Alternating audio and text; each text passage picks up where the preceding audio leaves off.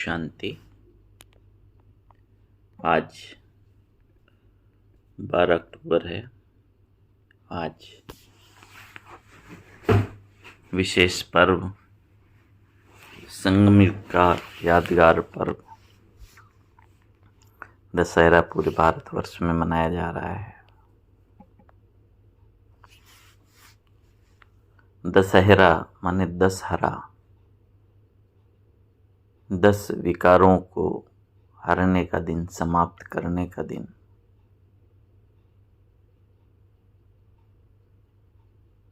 और 10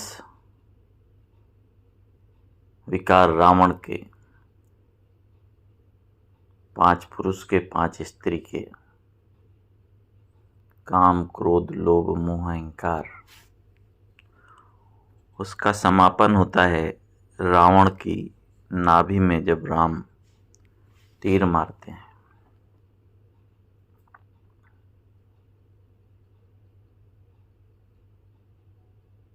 किसका दमन करते हैं?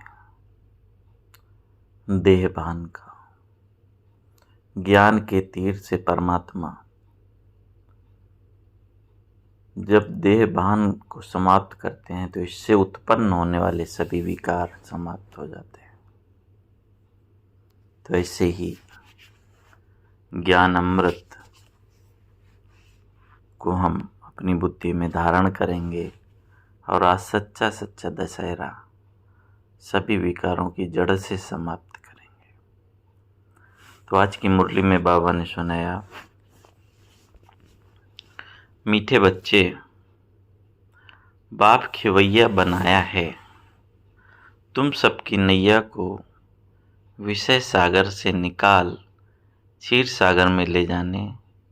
अभी तुमको इस पार से उस पार जाना है। तो अभी हम कहाँ पे हैं? किधर से किधर जा रहे हैं? कलयुग से सतयुग की तरफ, विषय सागर से क्षीर सागर की तरफ। कि भैया बाप हमको ज्ञान पतवार से ले चल रहा है इस पार से उस पार। प्रश्न है, तुम बच्चे हर एक का पाठ देखते हुए किसकी भी निंदा नहीं कर सकते हो, क्यों?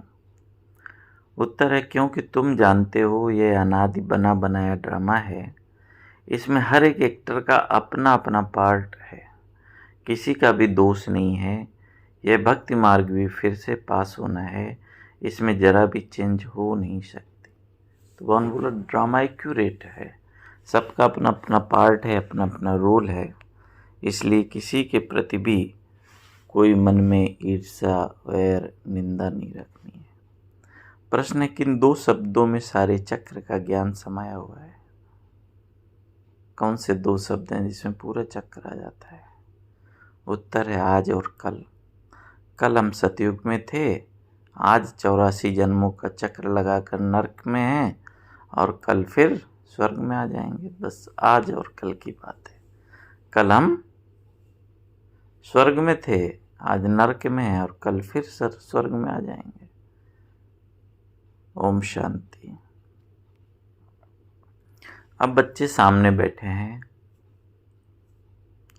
जहाँ से आते हैं वहाँ अपने सेंटर पर जब रहते हैं तो वहाँ ऐसे नहीं समझेंगे कि हम ऊंच ते ऊंच बाबा के सम्मुख बैठे हैं।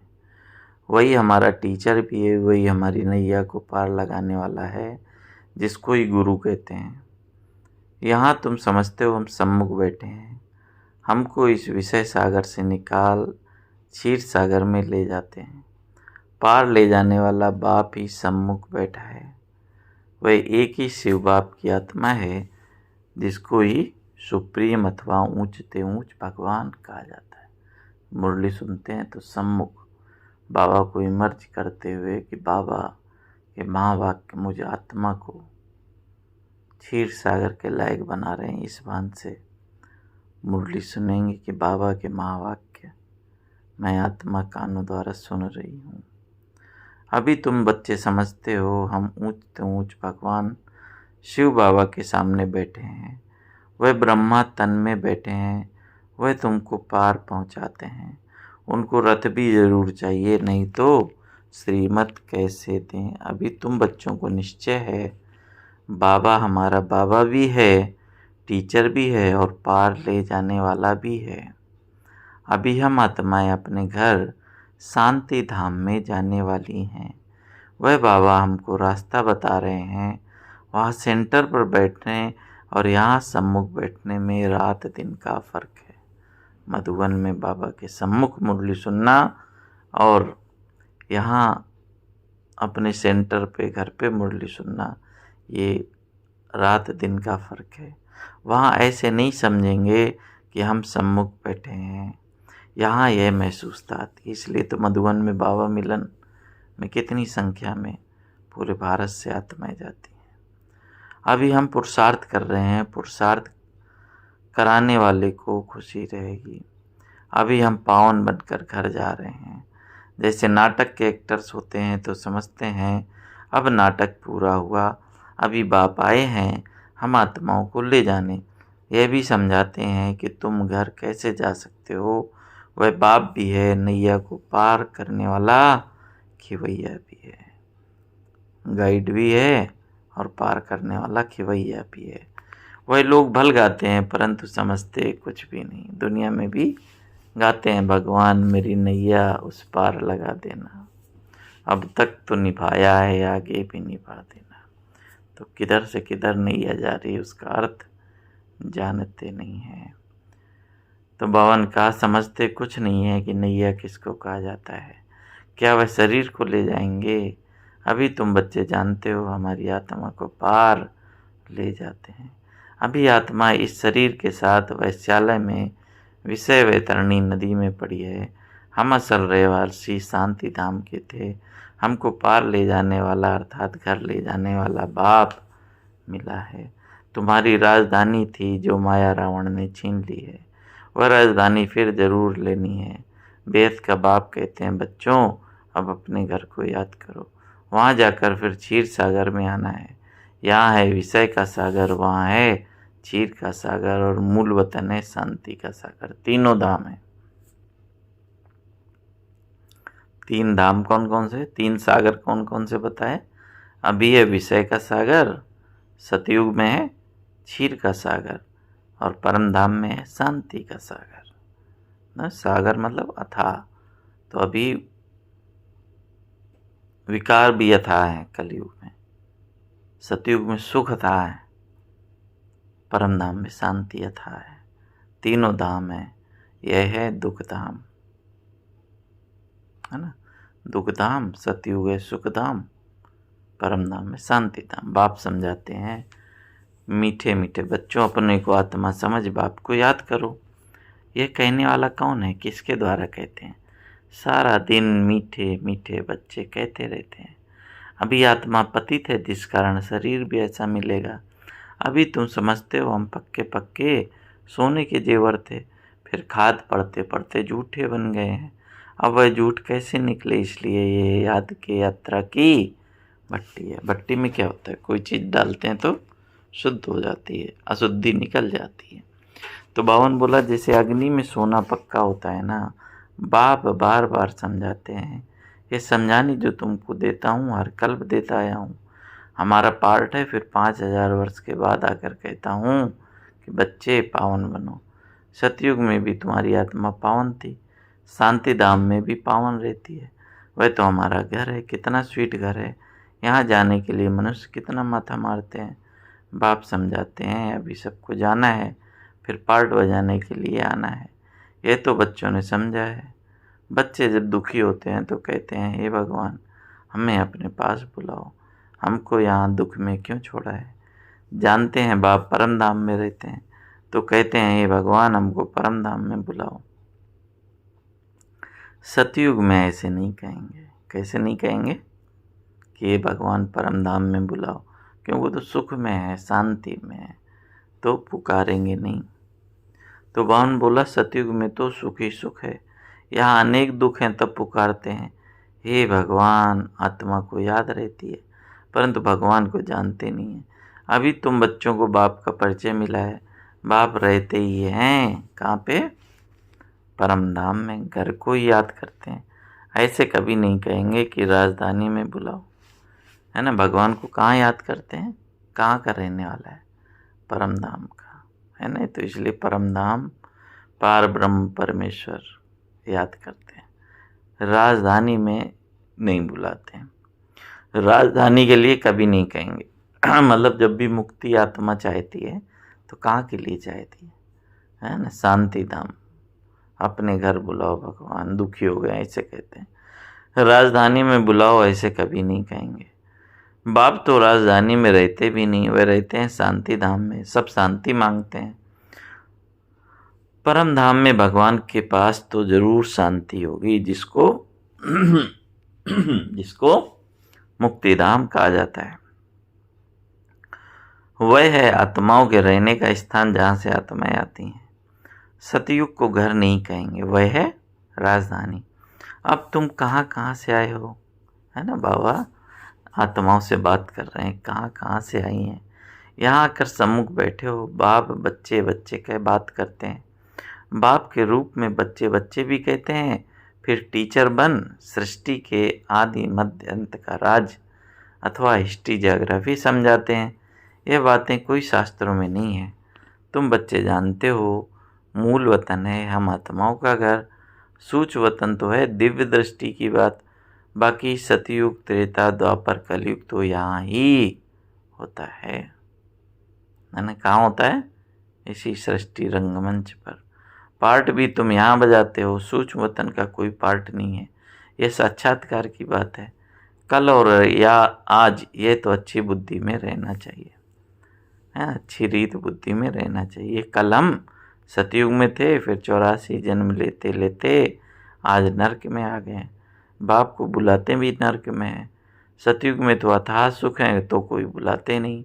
यहाँ तुम शरीर में हो तब बात करते हो। बाप भी कहते हैं मैं जानी जाना नार हूँ, अर्थात जानी जाना नार का अर्थ बाबा ने बताया कि मैं सृष्टि के आदि मध्य अंत को जानता हूँ।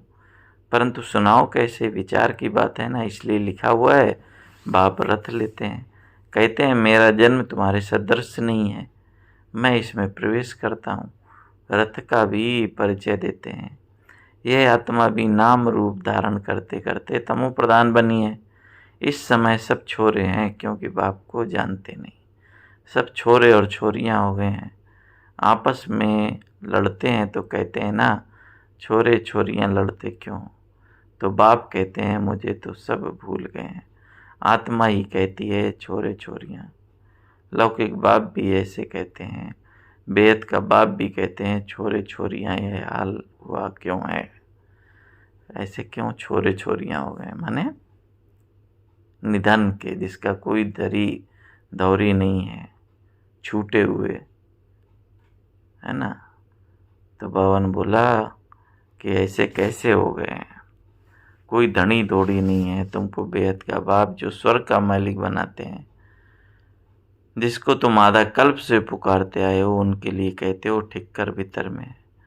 अब बाप सम्मुख बैठ समझाते हैं, अभी तुम बच्चे समझते हो हम बाबा के पास आए हैं।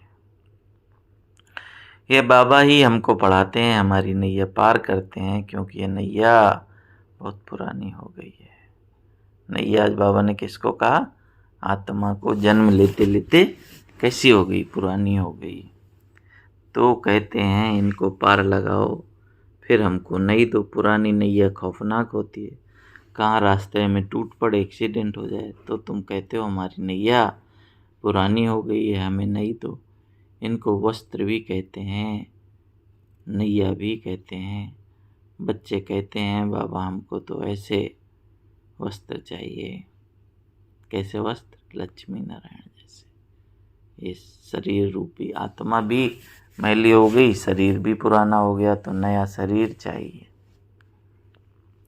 तो बाप कहते हैं मीठे मीठे बच्चों, स्वर्गवासी बनना चाहते हो, कितना प्यार से बाबा पूछते हैं। स्वर्ग में चलना चाहते हो, हर 5000 वर्ष बाद तुम्हारे ये कपड़े पुराने होते हैं, फिर नया देता हूँ। यह है आसुरी चोला, आत्मा भी आसुरी है। मनुष्य गरीब होगा तो कपड़े भी गरीबी के पहनेंगे, साहूकार होगा तो कपड़े भी साहूकारी के पहनेंगे। यह बातें अभी तुम जानते हो। माने जैसा सोना वैसा जेवर, जैसी पतित आत्मा तो पतित शरीर है ना, तो शरीर भी बीमार रहता है, दुखी रहता है जब आत्मा बीमार है। तो बाबा ने बोला साहूकार तो कपड़े भी साहूकारी के पहनेंगे, ये बातें तुम जानते हो। यहाँ तुमको नशा चढ़ता है कि हम कब किसके सम्मुख सामने बैठे, है ना। अनुभव करो कौन मुरली सुना रहा है, हम किसके सम्मुख हैं। सेंटर पर बैठते हो तो वहाँ तुमको ये वासना नहीं आएगी। यहाँ सम्मुख होने से खुशी होती है, क्योंकि बाप डायरेक्ट बैठ समझाते हैं। वहाँ कोई समझा तो बुद्धियों कहाँ कहाँ भागता रहेगा। कहते हैं ना गोरख धंधे में फंसे रहते हैं, फुर्सत कहाँ मिलती है। मैं तुमको समझा रहा हूँ, तुम भी समझते हो। बाबा इस मुख द्वारा हमको समझाते हैं। इस मुख की भी कितनी महिमा है। गौमुख से अमृत पीने के लिए कहाँ कहाँ जाकर धक्के खाते हैं, कितनी मेहनत से जाते हैं। मनुष्य समझते नहीं कि ये गौमुख क्या है ना। कहाँ कहाँ हिमालय की तरफ जाते हैं कि बोला यहाँ से गंगा निकलती। गौमुख, गौमुख क्या है? ब्रह्मा मुख है ना, जिसके द्वारा बाबा ज्ञान सुनाते हैं। कितने बड़े समझदार मनुष्य वहाँ जाते हैं, इससे फ़ायदा क्या है? और ही टाइम वेस्ट होता है। बाबा कहते हैं ये सूर्यास्त आदि क्या देखेंगे, फ़ायदा तो इनमें कुछ भी नहीं है ना। सनसेट वगैरह देखने है ना, माउंट आबू भी जाते हैं तो वहाँ सनसेट पॉइंट जाते हैं। बाबा बोलते हैं फ़ायदा होता है पढ़ाई में। गीता में पढ़ाई है ना, गीता में कोई भी हठयोग की बात नहीं, उसमें तो राजयोग है। तुम आते भी हो राजाई लेने। तुम जानते हो इस आसुरी दुनिया में कितने लड़ाई झगड़े हैं। बाबा तो हमको योग बल से पावन बनाए, विश्व का मालिक बना देते हैं। देवियों को हथियार दे दिए हैं, परंतु वास्तव में इसमें हथियार की बात नहीं है। काली को देखो कितना भयानक बनाया है। ये सब अपने अपने मन की भ्रांतियों से बैठ बनाया है। देवियाँ कोई ऐसी 4-8 भुजाओं वाली थोड़ी हैं। ये सब भक्ति मार्ग है ना। किसी को शक्तिशाली दिखाना है तो उसके हाथ में 8 हाथ दिखा दिए, औजार दिखा दिए। तो भगवान बोला ये बेहद का नाटक है, इसमें कोई की निंदा की बात नहीं। अनादि ड्रामा बना हुआ है, इसमें फ़र्क कुछ भी नहीं पड़ना है। ज्ञान किसको कहा जाता है, भक्ति किसको कहा जाता है, ये बाप समझाते हैं। भक्ति मार्ग से फिर तुमको पास करना पड़ेगा। ऐसे ही तुम 84 का चक्र लगाते लगाते नीचे आएंगे। ये अनादि बना बनाया बड़ा अच्छा नाटक है जो बाप समझाते हैं। इस ड्रामा के राज को समझने से तुम विश्व के मालिक बन जाते हो। वंडर है ना, भक्ति कैसे चलती है, ज्ञान कैसे चलता है। ये खेल अनादि बना हुआ है, इसमें कुछ भी चेंज नहीं हो सकता। वह तो कह देते ब्रह्म में लीन हो गया, ज्योति ज्योति समाया। ये संकल्प की दुनिया है, जिसको जो आता है वह कहते रहते हैं। ये तो बना बनाया खेल है। मनुष्य बाइस्कोप देख कर आते हैं, क्या उसको संकल्प का खेल कहेंगे? बाप बैठ समझाते हैं बच्चे यह बेहद का नाटक है जो हूबहू रिपीट होता है। बाप ही आकर यह नॉलेज देते हैं, क्योंकि वह नॉलेजफुल है। मनुष्य सृष्टि का बीज रूप है, चैतन्य है, उनको ही सारी नॉलेज है। मनुष्य ने तो लाखों वर्ष आयु दिखाती है। बाप कहते हैं इतनी आयु थोड़ी ही हो सकती है। बाइस्कोप लाखों वर्ष का तो कोई की बुद्धि में हो तो बैठे भी नहीं है ना। तो इसलिए बाबा बोलते हैं जैसे बाइस्कोप 3 घंटे का होता है, वैसे सृष्टि का नाटक 5000 वर्ष का है। तुम तो सारा वर्णन करते हो, लाखों वर्ष की बात कैसे वर्णन करेंगे? तो वैसे वे भक्ति मार्ग, तुमने ही भक्ति मार्ग का पार्ट बजाया। ऐसे ऐसे दुख भोगते भोगते अंत में आ गए हो। सारा झाड़ जड़ जड़ीभूत अवस्था को पाया है। अब वहाँ जाना है, अपने को हल्का कर दो। इसने भी हल्का कर दिया। किसकी बात कर रहे हैं बाबा? ब्रह्मा बाबा की। हल्का होना माने सारे झंझट, जैसे बाबा ने कहा झमेले, सबसे मुक्त हो जाओ। अब घर चलना है, वापसी की तैयारी करनी है। बिखेरना नहीं है अपने आप को, फंसाना नहीं है अपने आप को। तो बाबा ने कहा अपने को हल्का कर दो। इसने भी हल्का कर दिया तो सब बंधन टूट गए। नहीं तो बच्चे धन, कारखाने, ग्राहक, राजे रजवाड़े आदि याद आते रहेंगे। धंधा ही छोड़ दिया तो फिर याद क्यों आएंगे? यहाँ तो सब कुछ भूलना है, इनको भूल अपने घर और राजधानी को याद करना है, शांति धाम और सुख धाम को याद करना है। शांति धाम से फिर हमको यहाँ आना पड़े। बाप कहते हैं मुझे याद करो, इसको योग अग्नि कहा जाता है। ये राजयोग है ना, तुम राज ऋषि हो। ऋषि पवित्र को कहा जाता है, तुम पवित्र बनते हो राजाई के लिए। इसलिए कौन है हम? राज ऋषि, माने राज्य भाग्य मिलेगा जब हम ऋषि बनेंगे, है ना। तो ऋषि माने बाबा ने बोला पवित्र रहते हैं, हम पवित्र भी हैं, अपने कर्मेंद्रियों के राजा भी हैं। तो बाबा ने बोला तुम राज ऋषि हो, ऋषि पवित्र को कहा जाता है, तुम पवित्र बनते हो राजाई के लिए। बाप ही तुम्हें सब सत्य बताते हैं। तुम भी समझते हो ये नाटक है, सब एक्टर्स यहाँ जरूर होने चाहिए। फिर बाप सबको ले जाएंगे, ये ईश्वर की बारात है ना, शिव जी की बारात का ये। वहाँ बाप और बच्चे रहते हैं, फिर यहाँ आते हैं पार्ट बजाने। बाप तो सदैव वहाँ रहते हैं, मुझे याद ही दुख में करते हैं वहाँ, फिर मैं क्या करूँगा।